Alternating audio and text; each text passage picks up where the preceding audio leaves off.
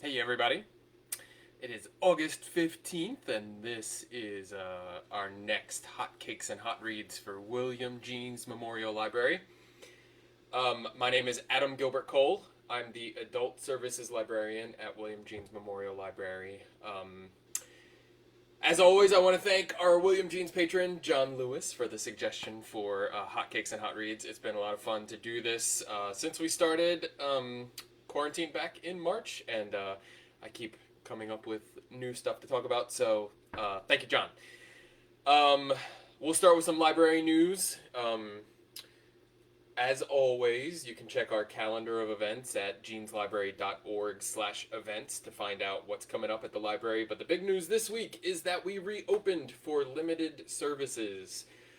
You can check out our website, jeanslibrary.org, to find out when those windows of opportunity are that you can come in, pick up your holds, browse for new books, but also take a look and see what the requirements are for coming into the library. You gotta wear your mask, everybody. Um, but that's pretty exciting for us because we've missed you guys so much coming into the library.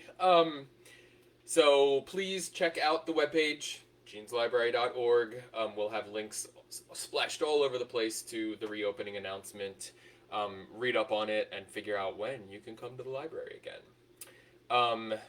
We are also continuing our summer reading clubs for all ages, the virtual summer reading clubs, at jeanslibrary.beanstack.org. That's bean as in green bean and stack as in a stack of books.org. The teen and the kids reading clubs are ending pretty soon. I think this week maybe. The adults runs through the end of August. It's a little easier for me to maintain the adult one than it is the kids and the teens, so I get to extend it a little bit longer. But check it out there. Next week, this coming week, I should say, on Wednesday and Thursday, we are also having virtual book club to talk about Pride and Prejudice. We're scooching back to the classics because it's a lot easier for people to get access to the classics these days. Anything in the public domain is available on the internet for free, and you can, almost everybody has a copy of Pride and Prejudice laying around. So, Wednesday at 3 o'clock, Thursday at, I think, 7. I have to check the calendar for that one. We're talking about Pride and Prejudice in Virtual Book Club. All right, so, again, this is Hot Cakes and Hot Reads, where we talk about good books and good pancakes. Only I have a twist for you this week. We are talking about waffles. Actually, this recipe can work for both pancakes and waffles, but I'm gonna make some waffles because sometimes it's fun to get out the waffle iron and throw stuff on. The books that I'm talking about today, you can find either in our catalog at mclink.polarislibrary.com, or you can download them. You can search for them in our downloadable ebook and audiobook catalog, available through the app Libby on your smart devices, so your smartphones, your tablets, that sort of thing. And like I said last time, as a resident of Pennsylvania, you actually have access to the Free Library of Philadelphia's digital collection too. You can go to their website and apply for a library card for the Free Library there, and that way you have access to both the Montgomery County collection and the Free Libraries collection as well. They have all kinds of amazing digital resources at the Free Library, so please do take advantage of that resource that's available to you. All right, so today we are going to be making some sourdough waffles. I know, sourdough. Sourdough during quarantine. Everybody's heard it. But a couple years ago, my good friend Allegra gave me some of her sourdough starter that she's had going for a very long time. And like I played with it. I guess that was a year and a half ago, maybe. I played with it. I made some bread recipes. I didn't get too daring. I just sort of kept it coasting and alive. But like everybody else during quarantine, I started really having some time to play around, and so I started making some stuff with my sourdough starter that I hadn't before. Um, so what I wound up with as I was feeding the sourdough starter is a lot of exhausted starter. When you feed your sourdough starter, it goes through a cycle where it bubbles and it's feeding on the flour that you've fed it, and then it sort of starts to deflate again. And if you're going through that process regularly to keep your starter alive, you wind up with a fair amount of what they call exhausted starter. And so I started looking for recipes for what to do with exhausted starter, because you don't need a lot of your exhausted starter to get your starter fed and bubbling again. So, this is one of those recipes. It comes from the King Arthur Flour Company, and it is a sourdough pancake or waffle. As I said, we're making waffles today, but a sourdough pancake or waffle recipe. This is my sourdough starter. I don't know if you can see it. It's actually in the process of. See, I use a blue tinted jar so you can barely see it, but it's actually in the process of coming down right now from its most hydrated point. They call it levels of hydration. I'm gonna feed it again after this because I'll probably make some sourdough bread. I have an overnight bread recipe that you just mix together and let it sort of do its thing overnight. Which is similar to this recipe. This recipe, you actually make what they call a sourdough sponge from exhausted sourdough starter and flour and sugar and buttermilk. And then you let it sit overnight. And then the next morning, all you have to do is mix a few more ingredients in. So I've got a bowl of my sourdough sponge here. I'm going to pick up the camera for a second so you can look down in it. I don't know if you can see that very well, but it is very bubbly. It does not look like this when it first starts. It looks like cake batter when it first starts. Or regular pancake batter, I guess. The process of the sourdough sort of feeding on what you've given it overnight, the sugar and the flour and stuff, gives it this nice bubbly texture that makes it really great for waffles, but also, again, pancakes. So that's our sourdough sponge. To get that, you take a cup of exhausted sourdough starter, two cups of unbleached all-purpose flour, 2 tablespoons of sugar, and then 2 cups of buttermilk. I didn't have like actual buttermilk on hand. What I had was a cultured buttermilk blend, which you can keep in your refrigerator for those times when you really need buttermilk and don't have it. And then you just mix it with water. Voila, buttermilk. In this case, 2 cups of buttermilk. So that's what that big bowl full of bubbly stuff is. That's our sourdough starter, or our sourdough sponge, they call it. We also have 2 large eggs, 3/4 of a teaspoon of salt, 1 teaspoon of baking soda, and I'm not going to pick it up because I couldn't find my little liquid measuring cup, so it's in a dry measuring cup and it's going to spill, but a quarter cup of vegetable oil. You can use melted butter, but when I'm making waffles, I use vegetable oil. For some reason, it makes a sort of fluffier waffle. I don't know the science behind that, but I'll figure it out for you someday. All right, so I'm also going to plug in my waffle maker here so that it starts to warm up. You can have a stovetop version. Ours is electric and also loud. It's going to beep periodically throughout the program here, so I'm sorry. It beeps at the end of every waffle cycle. Every time you've cooked a waffle, it beeps, and so, sorry. But we'll see. All right, so on to our books. Today, I'm going to talk about funny books because I don't know if everybody else is feeling the same way. I have a feeling a lot of people are, and maybe we're just not talking about it, but I hit a funk. We're pretty far into this extended period of distance from people, making sure we're staying 6 feet away, and it's summertime, but nothing really feels normal. It feels like a facsimile of normal summertime. I went on vacation last week, and it was, a pretty traditional family vacation. My wife's family has this glorified shack up in Rhode Island that we go and stay in so we can see her family, but we didn't really get to do the things that we normally do. We didn't go to the beach. We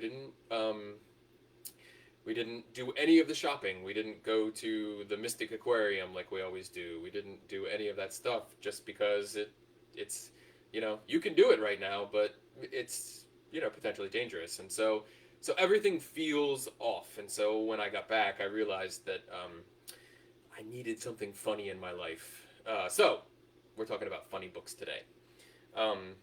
And also, I hope that if you are struggling right now, you know that there are other people that are too, and reach out to people. Let them know that you're there for them or that you need them to be there for you. That's it. All right, so for today, we're going to talk about funny books to hopefully shake this funk. This is The Ultimate Hitchhiker's Guide to the Galaxy by Douglas Adams. Y'all have probably heard of this book before, so it's not anything new to you, but I just want to remind you that you can go back and read books that you've read before, especially the joyful ones that give you some kind of sense of, that fill you up. So this is a famous work of science fiction humor, and it's been adapted more times than I can count, I guess, for radio, for big screen, for little screen, by BBC, by Hollywood. But if you haven't read the book, you should, because, and I'm making a blanket statement here, the book is always better than the movie or the show. Something about reading a book gives you your license to have that imaginative adventure. All right, so The Hitchhiker's Guide to the Galaxy. If you haven't read it or heard of it, the story centers on Arthur Dent. He's a British man who wakes up one morning and discovers a bulldozer outside of his house. His house has been scheduled to be demolished to make way for a bypass, and he had no idea. This is the first few pages, but what eventually transpires is that he discovers that the Earth has been scheduled to be demolished without anyone knowing. And so he and his best friend, Ford Prefect, who he does not know is an alien, they end up having to hitchhike across the galaxy after the Earth is destroyed. That's the first book, The Hitchhiker's Guide to the Galaxy. The Ultimate Collection actually collects together the next 4 books as well. Told you it was going to be... we'll be hearing that a fair amount today. But this book and the collection of books are sort of satirical British humor at its core. It's dry. It revolves around a lot of wordplay.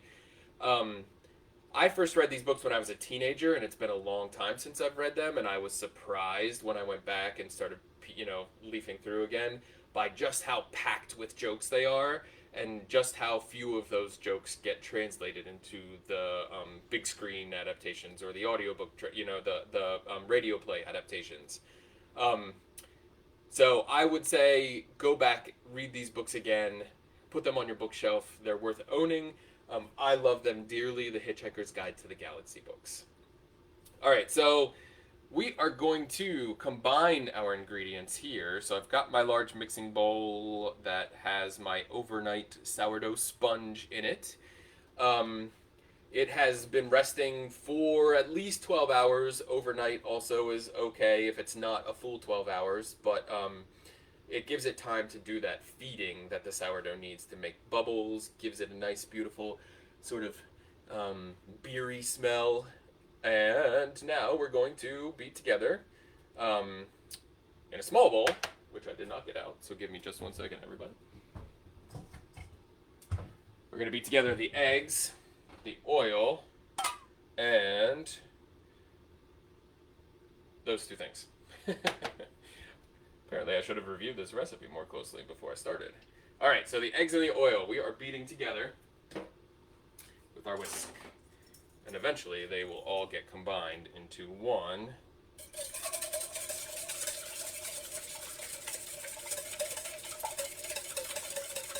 thing. Alright, so eggs, oil into the sourdough sponge with my rubber scraper.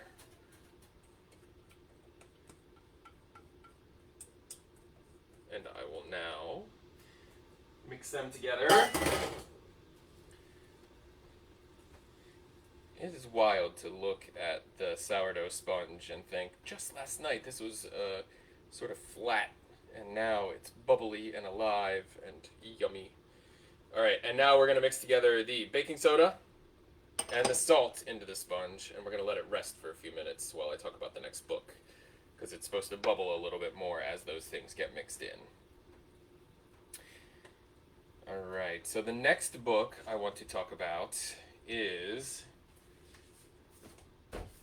What If? Serious Scientific Answers to Absurd Hypothetical Questions by Randall Munroe.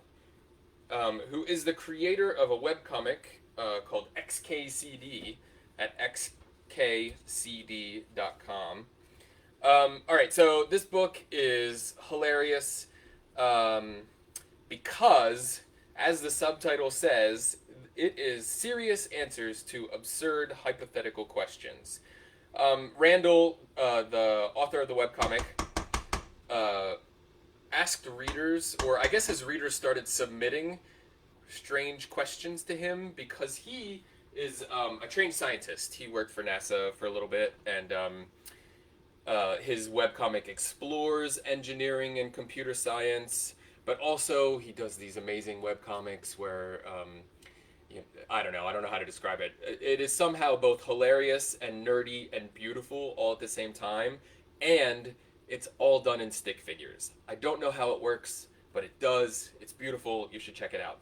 Anyway, his readership was sending him these ridiculous questions, and he started a side project where he explored those ridiculous questions with, you know, his engineering, his mathematical skills, and also with really hilarious side quips and ridiculous illustrations.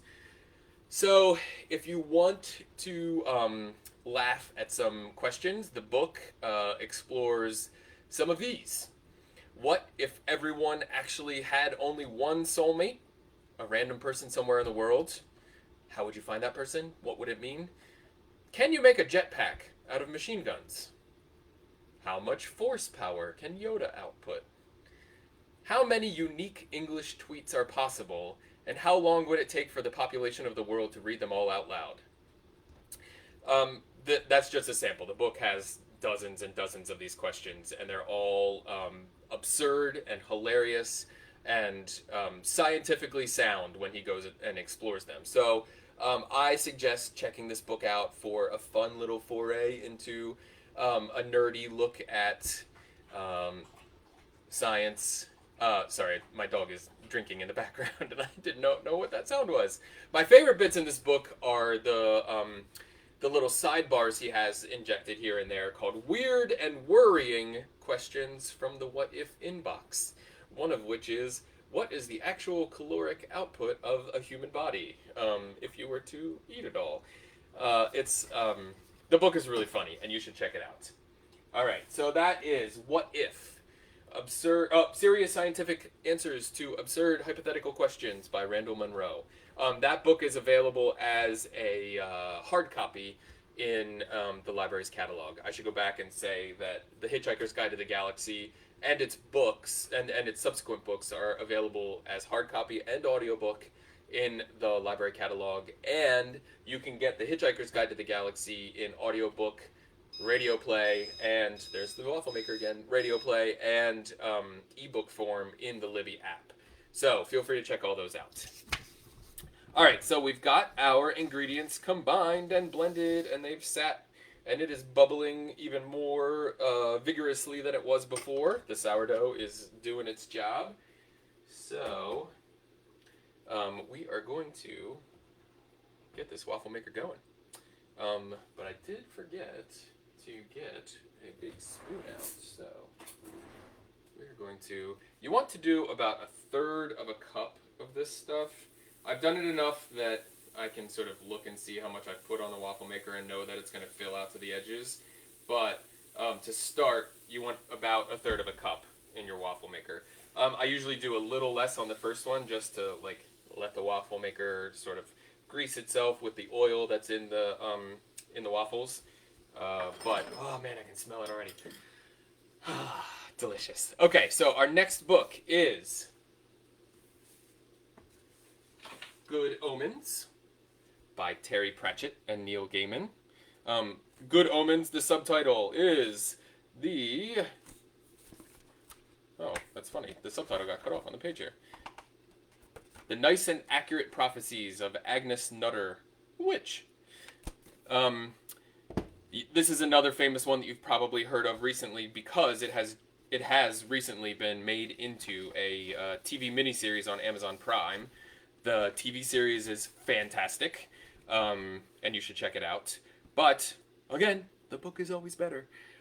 Just because you get that ability to sort of live in the words and let your imagination run wild. Both of the authors are pretty famous at this point. You would probably have heard of Neil Gaiman. He is famous for writing the Sandman comics in the '90s that launched his career, and then whoa, that puffed up so much, you guys. Um, but then he's written, I don't know, a dozen more novels since then. Oh, it's sticking to the waffle maker pretty tight. Which means I need to turn down the heat on this waffle maker. All right, so Neil Gaiman, Sandman comics, fantastic. One of his books, American Gods, is one of my favorite books ever. I just really love the story in that book and the play on American culture, and its look into religion versus contemporary values and that sort of thing. But that's Neil Gaiman, very famous. Terry Pratchett is also a famous British author. He writes sort of like Douglas Adams from our first book that we discussed, only his satirical British humor is centered on a fantasy world. Anyway, they were friends. They came together to write this book, which has a good dose of both of them in it, although there's a lot of lovely wordplay. They're really great wordsmiths, I would say, and the ideas in the book are just fun. The story is about the apocalypse, as one does, and it centers on the Antichrist, who, it turns out, is actually just an 11-year-old boy in suburban Britain, due to a mix-up at his birth. And then other characters, sort of starring characters, are a demon from hell named Crowley, and Aziraphale, who is an angel from heaven, both of whom have been living on Earth for thousands of years at this point, and have sort of gotten used to it, and so maybe don't love the idea that they are now going to be stars in the end of the world. I would say that this is for fans. Yeah, that's much better. It's less dark, although it's still sticking. Which is not a thing that's happened to me before, everyone. This book is for fans of people who like that sort of dry British humor, who really love like quirky family relationships. I would suggest it to anybody who is looking for a light read this summer. All right. Those are really puffing up. Okay, so that is Good Omens by Terry Pratchett and Neil Gaiman. All right, so this is it, baby, or everybody. This is it, baby. We are just making sourdough waffles now. Once you get everything mixed together, I mean, the sourdough does most of the hard work overnight with making that sponge bubble. So once you get everything together, it's just spooning it into the waffle maker and going. The last two books that I want to talk about today, I don't have hard copies of, but they are available in hard copy in our library catalog, miclink.polarislibrary.com, or as audiobooks and ebooks in our downloadable collection in the Libby app. So check them out in both places. All right, so the next book is Let's Pretend This Never Happened by Jenny Lawson. This book is a memoir, so it's our only nonfiction, I guess. The What If book is nonfiction. It's our only nonfiction for today. And it is in the sort of Tina Fey, David Sedaris style of memoir. Jenny Lawson's writing career started by blogging. She was a blogger and at theblogs.com. And gratefully or thankfully, someone noticed something funky's happening with these waffles, everybody. They are not cooking on the inside. Let's switch the setting here and see if we can get that to fix up. All right. Anyway, the Blog S. We were talking about the Blog S. Her writing is hilarious. You can actually just go and read a sample of it at her blog because she's still actively blogging pretty much every day or every other day. Her writing voice on her blog is exactly the same as the writing voice in her books. The memoir itself is a really lovely ride of discovery into her finding her peace with fitting in. Um, because, like so many of these memoirs, she starts out life, as a young girl in a very quirky family. Her dad is a professional taxidermist who makes hand puppets out of dead animals. And the book just goes on from there. She's got some really lovely people in her life that provide a beautiful support network for her husband, and her daughter. But it's her words, her sense of humor, her sort of frenetic pace and grammar that makes the book really hilarious. I would suggest this, like I said, for fans of Tina Fey or David Sedaris. But really, anybody who's looking for a funny and sort of fast read can pop into this book. That's Let's Pretend This Never Happened by Jenny Lawson. She's got a couple other books after this one too. I haven't read them yet, but all signs point to them being funny also. All right, so let's scoop another waffle in here and see if turning the heat down and changing the setting help a little bit.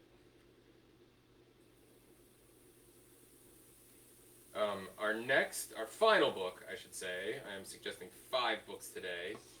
And if you want the recipe for our pancake, our waffle pancake recipe here, and you want to see the list of books, you can check out the Facebook event or go to our website, jeanslibrary.org/events, and go to the event entry for this, the Hotcakes and Hot Reads for August 15th. You can find the recipe there, and then I'll also have a list of the books that I am suggesting with links to our catalog, so that you can just click on the link, click request, and then come pick it up at the library, because we reopened this week.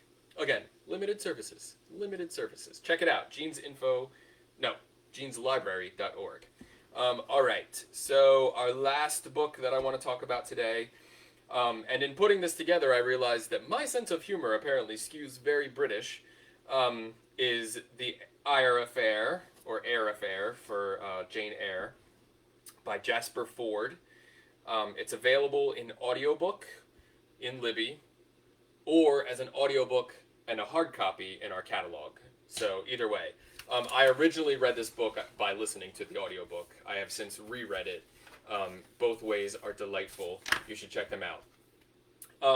This one is less like over-the-top hilarious and a little more smirky wordplay fun than some of the other books that that I've suggested so far. But this book is set in Great Britain circa 1985, only it's an alternate universe Great Britain where time travel is routine. Cloning is a reality.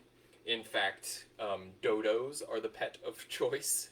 And literature is taken very, very seriously. So, in this England, there are detectives, there are literary detectives, and someone in this book starts kidnapping characters from famous works of literature, and the star of the book, Thursday Next, our literary detective, is on the case. This book, so it not only does it have that weird sense of fun wordplay, it's a detective story at its core, and so if you like mysteries, you should check that one out, or check it out. If you like seeing classic literature characters in weird and funny positions, you should check it out, because this book involves all kinds of jokes about classic literature and stars the characters of some classic books as sort of side characters to Thursday Next. Still pretty dark here, but coming away a little better.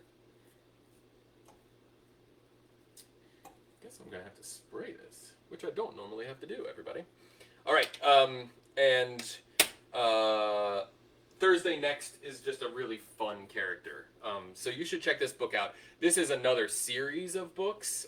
They get they sort of build on each other, but this is the first one, The Eyre Affair, by Jasper Fforde, available in our catalog and in Libby as a downloadable audiobook. So that is it for today's Hot Cakes and Hot Reads, everybody. Um, Funny books, hopefully, to lighten the mood a little bit for you. As I said, we're reaching that point where we've been at this for 6 months, keeping distant. I'm lucky because I have a family. I can rely on that support network.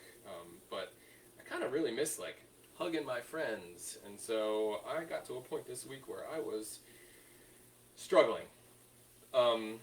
If you are too, know that you're not alone, and there are all kinds of professional resources out there. So reach out to the library, and we can help you figure out what might suit your needs. All right, thanks everybody. Peace. Be well, and I will see you again in 2 weeks.